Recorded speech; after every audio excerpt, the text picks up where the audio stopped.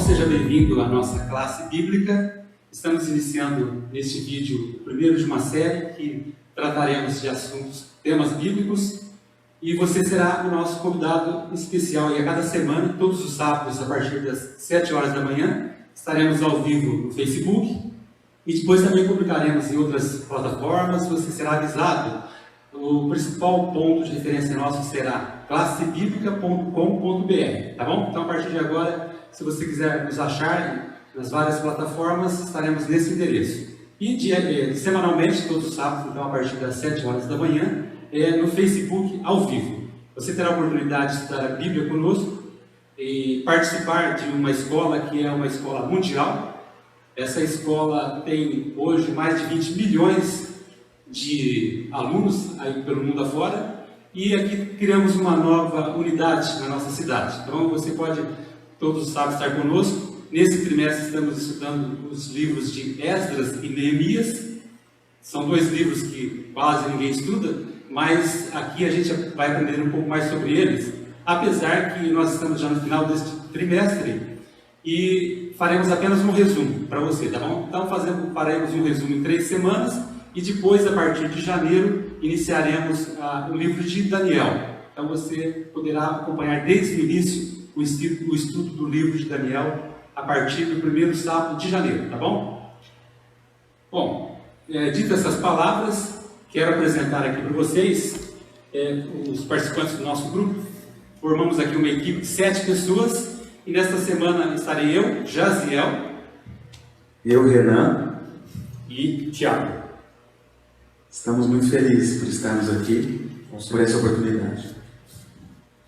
Tá bom. Sem mais delongas, vamos ao que nos interessa. Aos poucos nós iremos nos apresentando de uma forma melhor aí para vocês a cada semana. Vamos ao estudo, então, bíblico, que você terá conosco a partir de agora.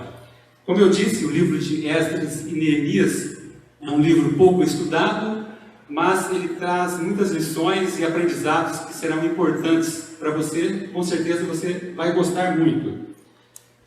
E para iniciarmos, como o estudo será um estudo da Bíblia, nada melhor do que já começarmos abrindo a Bíblia, né? E é o livro de Esdras. O primeiro verso que nós leremos é no livro de Esdras, no capítulo 1, do verso 2. Você lê para a gente, Renan? Leio sim. Esdras, capítulo 1, versículo 2. Assim diz Ciro, rei da Pérsia: o Senhor, Deus dos céus, me deu todos os reinos da terra e me encarregou de lhe edificar uma casa em Jerusalém de Judá. Bom, já começamos aqui com um verso que nos dá uma ideia de qual será o nosso assunto de hoje. Como eu disse para vocês, faremos um resumo em 3 partes para que você tenha uma ideia, porque o livro de Esdras e Neemias será uma introdução ao estudo que faremos depois do livro de Daniel. A primeira coisa que você deve lembrar, se você não tem esse conhecimento, é que o momento em que viveu Esdras e Neemias, na história do povo de Israel, que eles eram esta nação, foi um pouco ali no final, bem no final do período dos reis, passado um momento que a nação de Israel foi levada cativa.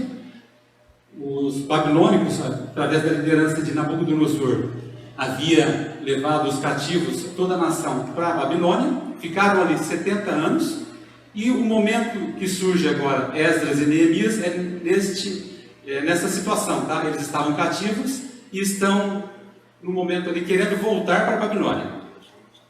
O que é importante também, nesse verso, é destacar que tem aqui uma palavra do rei Ciro, que é o rei da Pérsia, que era o rei que estava governando naquele momento. Já havia passado o reinado de Nabucodonosor, da Babilônia. Quem estava no domínio agora era o rei persa Ciro. E aqui Esdras cita que esse rei, ele diz que se encarregou de edificar uma casa para Jerusalém, para Israel em Jerusalém. Olha só que interessante.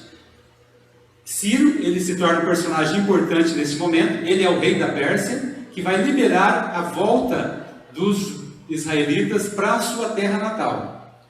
E o que também é um destaque neste momento é que, se nós voltarmos 150 anos antes, O profeta Isaías, se você tiver curiosidade de ler o capítulo 45 de Isaías, o profeta Isaías já havia mencionado que um rei chamado Ciro seria o libertador. Olha a profecia já se cumprindo aí também neste momento, num cumprimento realmente interessante, né? Eles estavam vendo o cumprimento da profecia de Isaías, que já havia mencionado isso há 150 anos atrás, inclusive citando o nome do rei que daria a eles a oportunidade do retorno. Bom, se eles estão voltando, vamos ver agora como foi essa volta, porque vocês verão que não foi de uma vez. Havia se passado mais ou menos 70 anos, já que eles estavam ali cativos, e eu quero saber de vocês aqui, quem vai responder, como foi o primeiro retorno deles. Vocês verão que teve alguns momentos, algumas viagens que eles fizeram. A primeira delas, como foi? Para você que está nos ouvindo, é importante que você saiba que o primeiro retorno do povo de Israel ocorreram 3, né? Foram 3 decretos que a gente vai falar ao longo do estudo de hoje. Mas o primeiro, ele ocorreu por volta do ano 538, como o Jaziel já nos adiantou, foi um decreto, então, do rei Ciro, libertando o povo de Israel. Então foi dessa forma que ocorreu, e nessa época, né, da história em que ocorreu o primeiro retorno do povo de Israel. Agora, só para complementar, né, o nosso guia de estudos ele nos conta que Daniel, quando essa profecia ela estava para se cumprir, ele ficou um pouco perturbado, porque ele sabia que havia uma profecia, porém ela não dava sinais de que iria acontecer, né? Então, trazendo um pouco para os nossos dias, né, às vezes nós temos muitas promessas que Deus nos faz e a gente tenta apressar um pouco os planos de Deus, mas o tempo de Deus, o relógio divino é diferente do nosso tempo, e a gente tem que ter em mente o quê? Que assim como Deus cumpriu essa promessa, todas as promessas feitas para nós hoje, para os nossos dias, seja das coisas mais pequenas às mais grandes, Ele vai cumprir na nossa vida também. Muito bem. E um pouco à frente, vamos já adiantando, como foi o segundo? Alguma coisa diferente? Teve esse primeiro momento e logo em seguida teve um segundo momento com a liderança de algumas pessoas. Como foi esse próximo momento?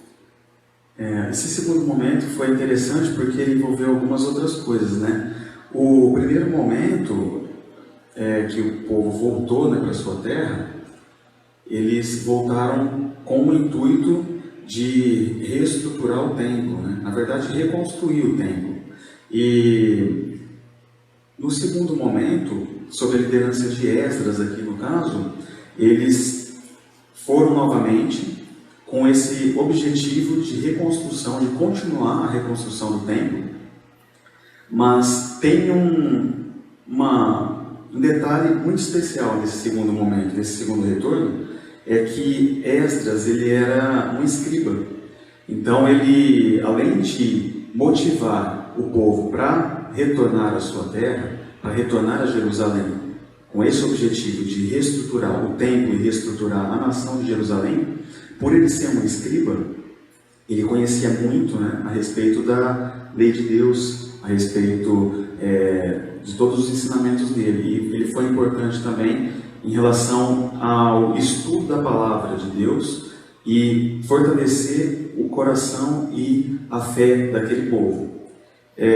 Mas o mais interessante disso é que o livro de Esdras aqui ele trata também das pessoas que foram juntamente com ele lá. E juntamente com Esdras nós lemos que o capítulo 8 desse livro lista os chefes das famílias que retornaram com ele, começando com os sacerdotes, seguidos pela linhagem real, as pessoas que tinham essa linhagem real, e também, por último, a população em geral. Muitos da população também foram com Esdras. E cerca então de 5 a 6 mil pessoas retornaram nesse segundo momento. Podemos ressalvar aqui que foram menos pessoas do que no primeiro, mas esse segundo foi importante também porque juntamente com Esdras esse povo foi. E o capítulo cita 12 famílias em especial, e isso representa aqui as 12 tribos de Israel. Então eles estavam querendo passar uma mensagem de que o povo realmente estava voltando para algo que era muito importante, que era a reconstrução do templo físico e espiritual com a ajuda de Esdras. Só complementando, até aproveitando a deixa para, com relação a isso que eu vou comentar, você que está nos assistindo, é importante que você siga esse estudo com uma Bíblia junto, para que você possa acompanhar, também nos dê retorno aí, se o áudio está bem, para que a gente possa melhorar aos poucos. Mas complementando o raciocínio do Renan, Esdras 7, verso 1, de 1 a 10, nos fala que a mão de Deus ela estava sobre Esdras porque ele separava um tempo justamente para estudar, para ler a Bíblia. Então, a importância do estudo da Bíblia. Muito bem. Outra coisa que eu ressaltaria é o ano, que em termos de profecias, as datas são importantes. Neste segundo momento, isso tudo ocorreu no ano 457 a.C., aguardando essa data, que ela será importante aí no futuro dos nossos estudos. Temos um chamado especial que foi feito para Esdras e Neemias, já que são os dois personagens mais importantes aqui do nosso estudo. O que a Bíblia revela sobre esse chamado? Vocês têm aí um comentário? O que a Bíblia fala sobre o chamado deles? Como eu já adiantei, além de reservar tempo para o estudo da Bíblia, Esdras ele também ensinava, Eles tinham um tempo dedicado para o ensino da Bíblia, E é exatamente o que nós estamos fazendo aqui agora. Mas o texto aqui nos fala, nosso guia de estudos, que a palavra hebraica utilizada para que nesse texto de Esdras 7, verso 10, aliás, vamos ler para que a gente possa contextualizar melhor.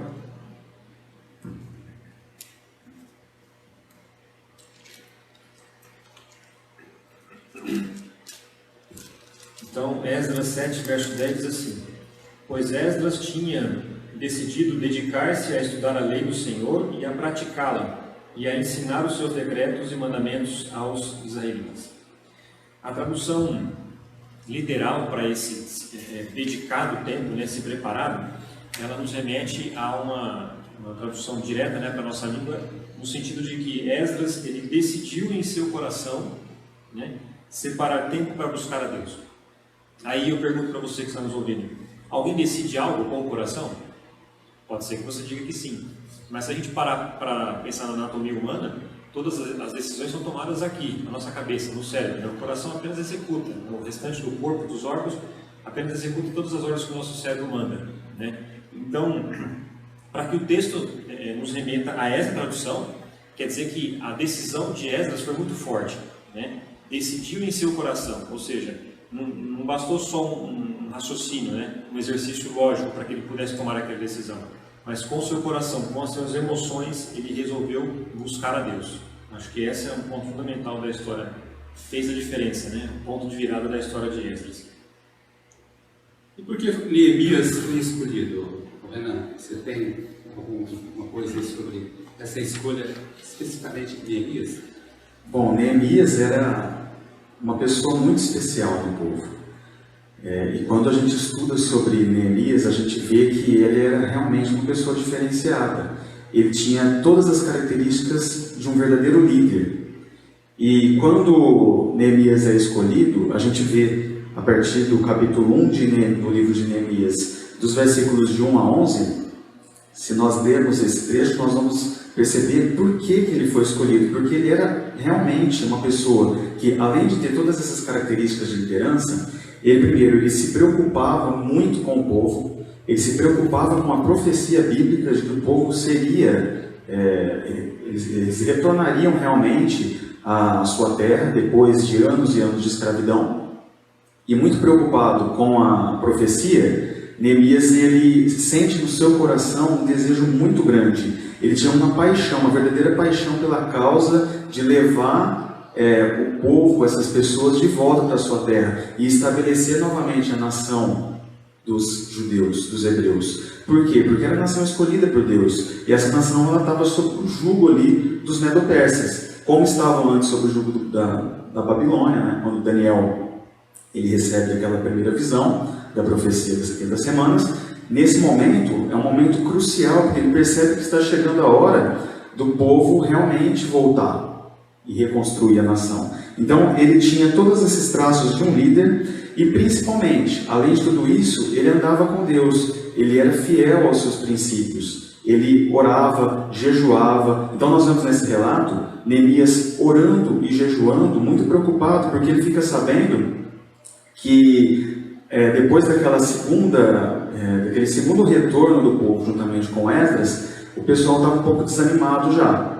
E ele ficou sabendo que estavam acontecendo algumas coisas ali, e ele precisava fazer alguma coisa. Ele sentiu no seu desejo do coração, e ele sentiu que ele precisava falar com o rei. Justamente porque, continuando, ele era copeiro do rei, ele tinha uma função interessante lá no Palácio Real. E a gente vê de um copeiro do rei, estava numa situação muito tranquila, uma situação privilegiada ali no reino como um judeu, e ele se preocupa com o seu povo, e de copeiro ele vira um empreendedor ali, um empreiteiro, na verdade, porque ele começa a liderar então a reconstrução dos muros de Jerusalém, e ele se propõe a fazer isso, ele se propõe a pedir para o rei Artaxerxes para que ele pudesse ir, mas para isso ele passa por jejum e oração. Isso na nossa vida também tem muita importância. Quando a gente para algum projeto, para alguma coisa que a gente vai fazer que é muito importante para a gente tem que pedir primeiro a orientação de Deus, a gente tem que pedir para que Ele possa estar à frente disso. E para que Ele possa estar à frente disso, a gente tem que se dedicar e se preparar juntamente com Ele,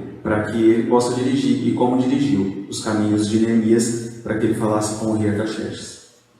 Muito bem, seguindo essa linha de raciocínio, vamos agora voltar um pouco no tempo. Você observou que tudo que está acontecendo está sendo decorrido de decisões que eles tomaram. Agora, voltando um pouco, vamos falar um pouco da importância da educação.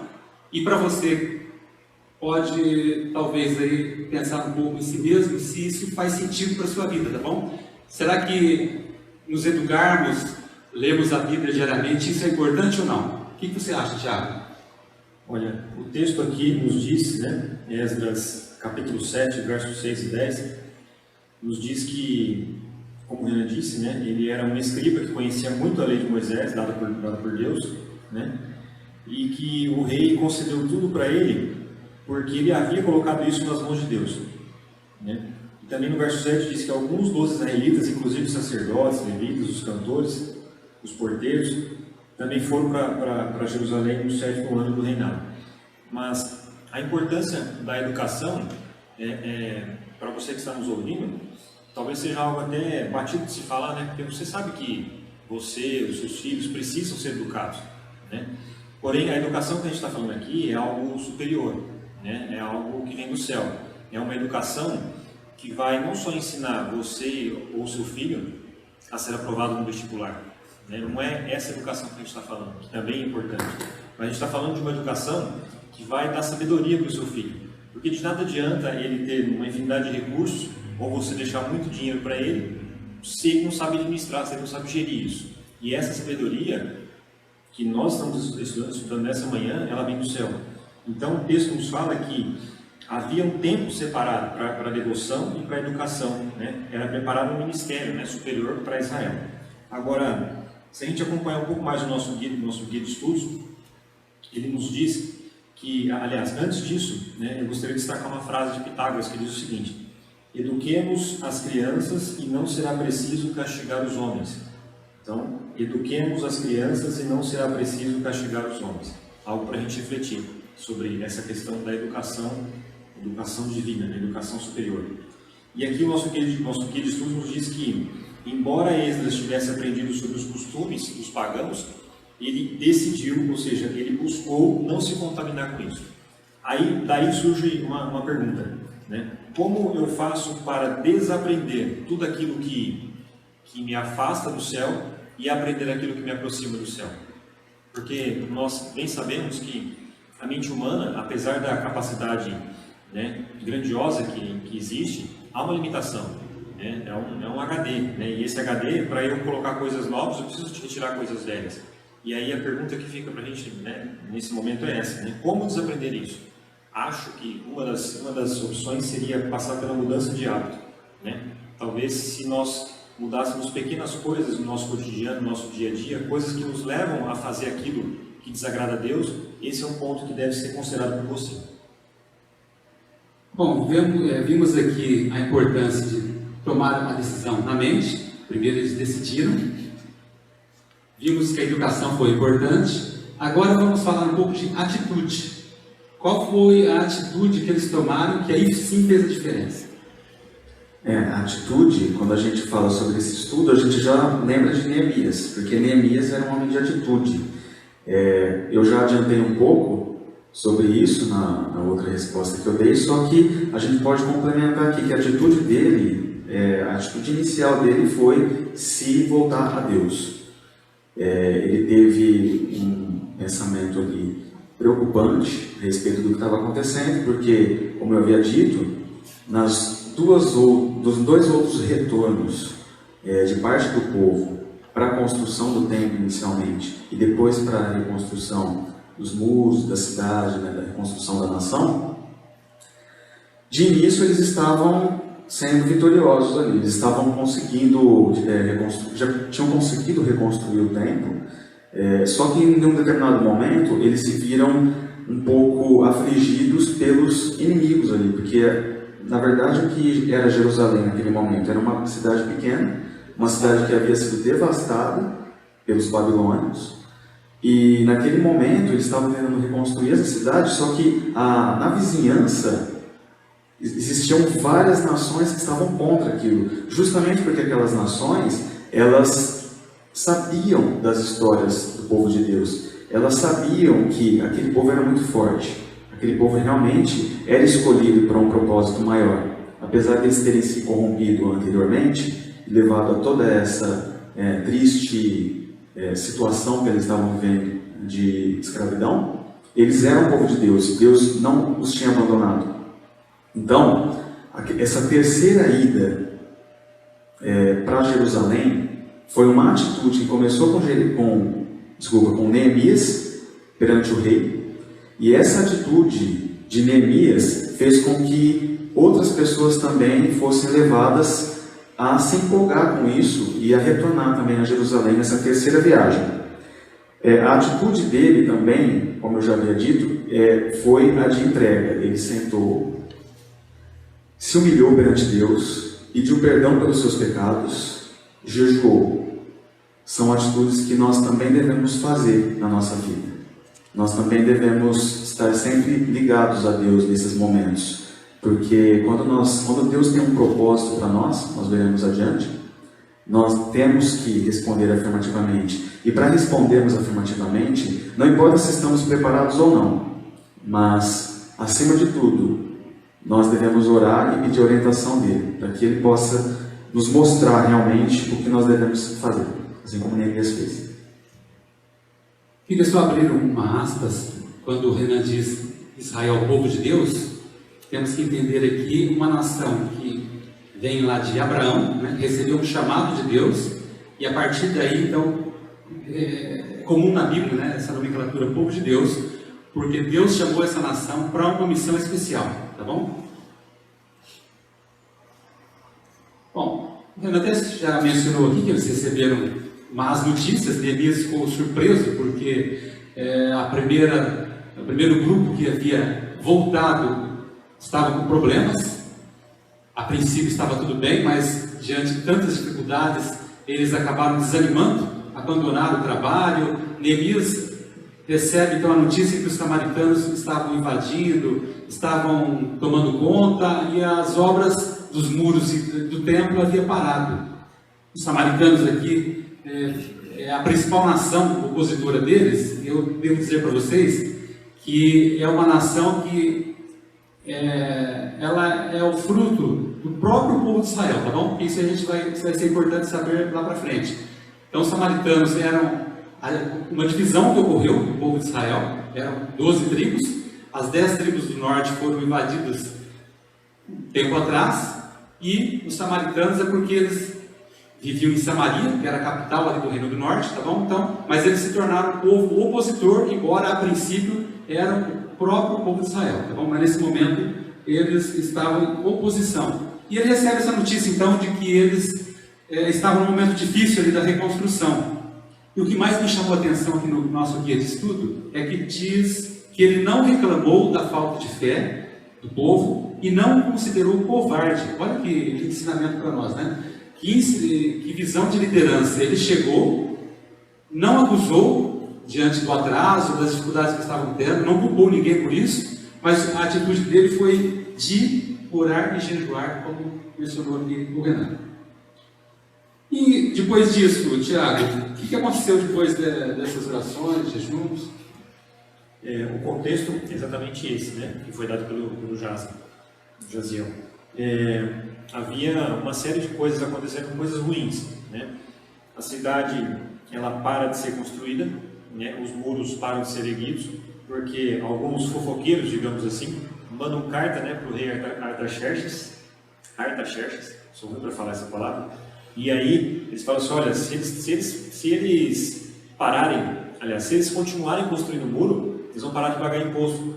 Olha nos registros aí do rei, e vocês vão ver que esse povo sempre foi rebelde, sempre deu trabalho, né? Então, e nós só estamos avisando porque a gente se preocupa muito com o reinado. Olha o livro da fofoca, né?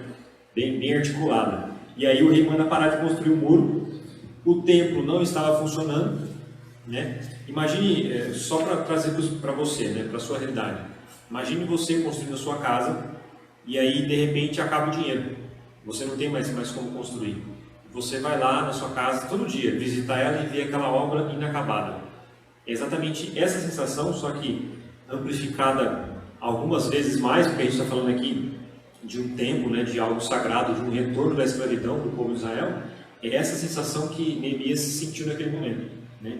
E aí, respondendo a pergunta feita, os pedidos de Neemias, ele foi aceito pelo rei, porque ele fez uso de uma estratégia, né? Uma estratégia que será falada logo mais. Mas essa estratégia, ele não, de início, ele se entristeceu, ele passou 4 meses, né, nessa jejuando e orando, então o rei percebeu e falou, o que está acontecendo, Neemias?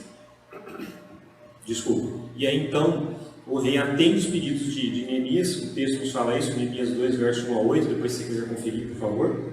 E aí o rei atende os pedidos dele, né, autoriza então a viagem de Neemias e envia inclusive cartas para que os governadores, né, deixassem passar, para que aquele que havia uma pessoa que cuidava da floresta, para que ele cedesse madeiras para que ele pudesse continuar a reconstrução do templo de Neemias, né?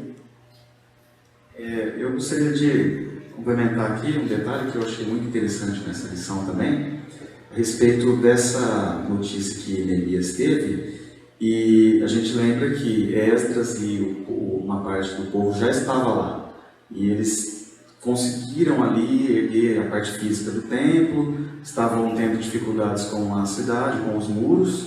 O templo estava erguido, como você bem mencionou, Tiago, só que a parte espiritual, né, a parte física estava funcionando, mas a parte espiritual não. Na verdade, o que estava funcionando na parte espiritual não era nem ali no templo em si, era mais a questão dos ensinamentos de Esdras para o povo, porque ele estava ensinando ali o povo a ler realmente a palavra de Deus, a Bíblia, para eles voltarem a perceber a importância dos ensinamentos de Deus para aquele povo, para que eles voltassem, principalmente, até um retorno às suas características religiosas, né, aos seus costumes religiosos. Só que aquilo ainda não estava funcionando. E Neemias vem num momento ideal, porque Neemias ele é o engenheiro ali, ele é o chefe de obras, o arquiteto. E Esdras é o ensinador, o professor ali da parte espiritual. Então ali aquilo se completa. Nós temos então Esdras com a parte espiritual do povo e Neemias ali, aquele grande líder, motivando ao trabalho, motivando a reconstrução ali da cidade e dos muros. Você não quer falar já das estratégias? Ele foi um grande estrategista, né? Neemias ele foi um grande estrategista. Hoje, com certeza, ele seria contratado aí por diversas empresas. Isso daria bem até numa entrevista de emprego, né, Tiago? Porque para chegar até o rei ali, do maior império do mundo, que eram os Medo-Persas, o rei Artaxerxes, ele tinha que ser muito bom, a oratória dele devia ser muito boa. E realmente ele era persuasivo, ele conseguia convencer as pessoas, mas ele não chegava, não era aquela pessoa que chegava e já falava e já queria resolver na hora, não, ele se planejava. Então, vamos às lições de liderança de Neemias. Lição 1. Primeiro, a gente, lendo a história, a gente vê que primeiro ele não contou a ninguém os planos que Deus puser em seu coração para realizar em Jerusalém. Então, primeiro ele guardou aquilo para ele. E com muita oração, ele foi pedindo a orientação de Deus, foi pedindo para que Deus mostrasse o que ele devia fazer. E isso nos ensina também a sermos bons líderes, porque um bom líder não é aquele líder que chega e já vai falando, e chega e já vai dando ordens. Não é bem assim. Um bom líder ele tem que se preparar para aquilo, ele tem que ter conhecimento. Ele chega revelando já as estratégias, né? Ele fica quietinho, isso. Ele sabe como trabalhar. Ele omitiu ali tanto às outras nações, porque naquele reinado eles tinham os líderes ali das nações. Então, tinha os líderes das outras nações e tinham os líderes do povo de Neemias, povo hebreu. Ele não contou nem de início, nem para os líderes das outras nações, obviamente, porque eles estavam contra. E também, um detalhe, ele não contou de início aos líderes do povo dele, porque ele sabia que o povo era um pouco complicado, os líderes também eram. E ele precisou primeiro desenvolver a ideia e pedir orientação de Deus para aquilo. A segunda lição é, antes de apresentar qualquer coisa, o servo de Deus, Neemias no caso, fez a sua lição de casa e planejou a obra necessária. Então, quando ele soube ali o que ele devia fazer, ele planejou, ele organizou aquilo, ele usou a sua estratégia para concluir aquilo, para chegar até o povo, para saber as palavras certas para serem faladas, e foi isso que ele fez. E a lição 3 é que, primeiramente, quando ele começou a falar para o povo, ele descreveu o que Deus havia feito até aquele momento para guiar aquela expedição, e então acrescentou as palavras do rei. Então, primeiro ele mostrou para o povo a autoridade divina, porque Deus havia dito aquilo para ele, para que aquilo pudesse ser feito, e aquele grau de autoridade mesmo. Primeiro vem a autoridade divina, e em segundo a autoridade do rei, que também era muito importante, porque o povo estava escravo ali dos medo-persas, eles precisavam saber que o rei estava a favor daquilo. E ele era muito inteligente, ele pediu uma carta de recomendação, inclusive, não sei se isso vai ser falado, mas ele pediu uma carta de recomendação para o rei, para que quando no meio do caminho, no meio do retorno, ele tivesse que passar por pessoas. Você chegou a falar? Eu não acabei não escutando. Por pessoas ali de outras nações, ele tinha autoridade para aquilo. Foi o rei que disse isso. Então ele era muito inteligente. Então ele usou várias lições, né, de liderança para fazer aquilo e realmente obteve sucesso com essa organização dele. Já estamos indo para a reta final do nosso estudo. Neste momento, eu chamo a sua atenção para pensarmos um pouco na questão profética. Por exemplo, Zorobabel, não citamos o nome dele, mas foi o primeiro dessa liderança, tá? Estamos fazendo apenas um resumo, mas Zorobabel foi um personagem importante também desse retorno. Zorobabel, Esdras e Neemias. Tanto um como o outro, eles viveram e atuaram num momento específico importante, que profeticamente também teve o seu significado, tá bom? É isso que eu chamo a atenção aqui. Eles foram movidos para uma tarefa num tempo correto, que a tarefa devia ser realizada. Tanto é que quando Jeremias cita que o povo ficaria por 70 anos lá em Babilônia, Daniel ele começa a se preocupar, porque ele vê que o tempo está acabando, nada acontece, e no caso de esses personagens, eles surgem nesse momento específico, porque a profecia citava isso. Então, nós vemos a mão de Deus atuando através da história. É isso que você deve lembrar. Sempre ao estudar a profecia, Deus está atuando através da história de alguma forma. No tempo correto, as coisas vão acontecer. Inclusive, o nascimento de Cristo, por exemplo, que é a profecia principal que nós chegaremos depois com relação às 70 semanas que Daniel escreveu. Bom, e Esdras, então, foi o primeiro a ser chamado. Aconteceu isso ali no mesmo ano, né, que o rei Artaxerxes emitiu aquele decreto, que eu havia mencionado lá no começo. Por que esse ano é importante na profecia, Tiago? O ano 457 a.C. O ano 457, ele dá início, então, à contagem, né? Dos 2.300 tardes e manhãs, né? E a importância dele, é um estudo um pouco mais completo, e a gente está citando aqui apenas para que você possa se ambientar num ponto histórico, né? Mas eu acho que esse estudo da profecia, das 2.300 tardes e manhãs, ele merece, de repente, um dia só para isso, ou se você que está nos ouvindo tiver alguma dúvida, deixe seu contato aí que a gente vai responder. Mas, respondendo a sua pergunta, né, o ano 457, houveram três decretos, né? Ciro, Dario e Artaxerxes. E aí, então, o ano 457, ele é contado como início dessa contagem, porque só com esse último decreto, né, é que há verdadeiramente uma exaltação a Deus. E aí inicia-se então a contagem profética, né, das 70 semanas, né, ou das 2.300 tardes e manhãs. Muito bem. Renan, antes de você quer falar alguma coisa? Próxima questão, eu gostaria de falar a respeito também um pouco disso, algo que eu achei interessante no nosso guia de estudos.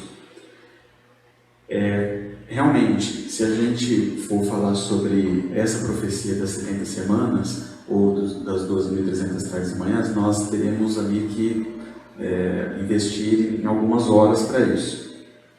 Além do que, na verdade, nós estamos caminhando para isso, que esse estudo será realizado no próximo trimestre. A gente está caminhando para isso. Não vai dar spoiler. A gente não vai dar spoiler não, mas uma coisinha que eu queria falar, que eu achei muito interessante, é como que Deus age nesse período. E não só nesse período. Deus age no decorrer da história bíblica. Porque nós temos sempre em algum momento importante da história, alguma pessoa que é designada para isso.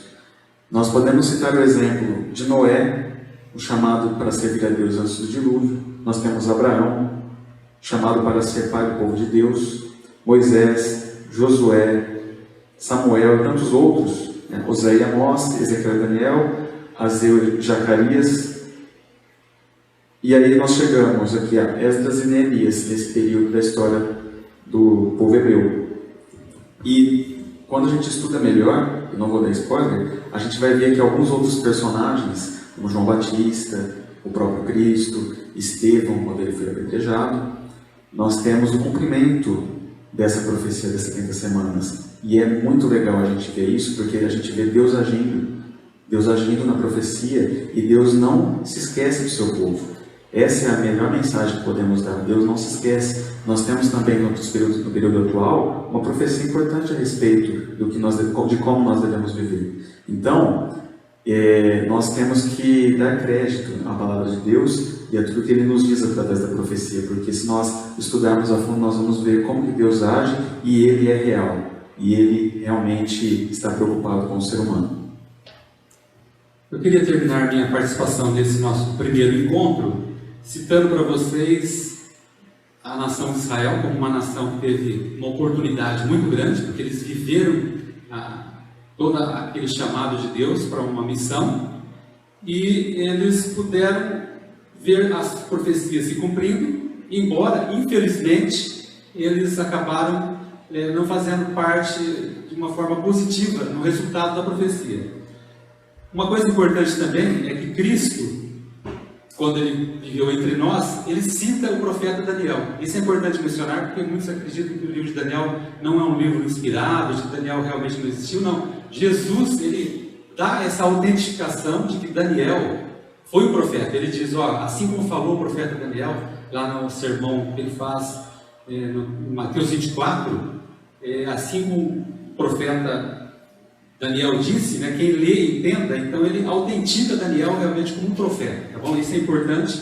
E por fim, depois de sua ressurreição, ele explicou aos discípulos, todos os profetas, ele fala aos discípulos, Jesus fala para eles, que todos os profetas mencionaram ele como o resultado das profecias. Então, temos aqui uma conclusão. Jesus, ele traz as escrituras para si, né? O Velho Testamento fala de Cristo. Esse é um resumo importante no estudo das profecias. Vocês querem ter uma última palavra nesse primeiro momento? Eu gostaria. No início do estudo de hoje, eu li com você Jeremias 29:10, onde disse, né, que quando se completarem os 70 anos, né, de Babilônia, Deus está dizendo o seguinte: eu cumprirei a minha promessa em favor de vocês e vou trazê-los de volta para este lugar. Porém, eu quero discorrer um pouco mais. Agora eu vou ler o verso 11. Diz o seguinte: porque sou eu que conheço os planos que tenho para vocês, diz o Senhor, planos de fazê-los prosperar e não de causar dano, planos de dar a vocês esperança e um futuro. Então, os mesmos planos que Deus teve no passado com Israel, Ele tem conosco hoje. A gente possa ficar com esse verso em mente, né? Os planos de Deus para nós são planos bem mais altos do que aqueles que a gente imagina, né? E são planos que serão colocados em prática no tempo certo. E esse tempo é o tempo de Deus e não o nosso tempo. Eu também gostaria de terminar falando a respeito de algo que me chamou muita atenção nesse estudo, que foi a respeito do chamado de Deus. Porque quando Deus tem um plano, Deus também espera uma contrapartida de nós. Deus também espera que nós possamos responder a esse chamado. Com certeza, saiba que Deus tem um plano na sua vida. Deus tem um plano para todos nós. Um plano específico para cada um de nós. Alguns terão papéis mais importantes, como foram essas pessoas, mas outras pessoas também poderão trabalhar de acordo com o plano de Deus. E aí nós podemos fazer uma comparação rápida entre o chamado de Neemias e o chamado de Moisés, por exemplo. Moisés, ele recusou o que ele podia quando Deus chamou ele. Deus operou milagres naquele momento. Se você ler os capítulos 2 e 3 de Êxodo, desculpa, eu acho que é 3 e 4. Deixa eu só confirmar.